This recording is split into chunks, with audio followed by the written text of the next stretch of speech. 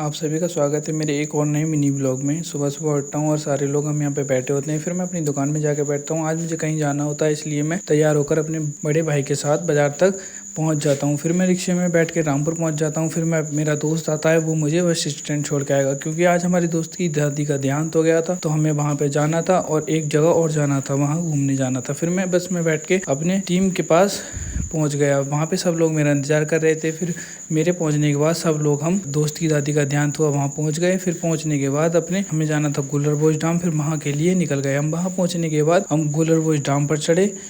फिर वहाँ जाकर देखा तो कुछ ऐसी थी गुलरबोज डैम की लोकेशन। ये तो पीछे का हिस्सा था, ये आगे का हिस्सा देखना आप लोग।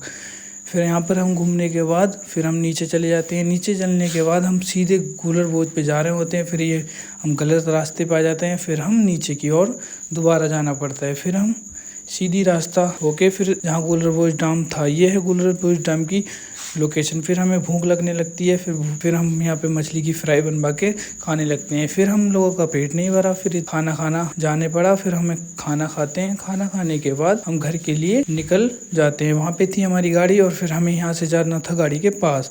फिर यहाँ से होके फिर हम निकले घर के लिए निकले। फिर रास्ते में हमारा दोस्त मिला, ये दीपक, जो हमारे साथ पढ़ता था। फिर अपने दोस्त के साथ रवाना हुए घर के लिए। फिर हमें रास्ते में हमने मटन लिया, क्योंकि आज घर पे मटन मंगाया था। फिर मैं घर पे पहुंचा। घर पे पहुंचने के बाद देखा कि हमारे घर आज न्यू स्कूटी आई है। आज का ब्लॉग यहीं पे समाप्त होता है। कल स्कूटी की ट्राई लेंगे।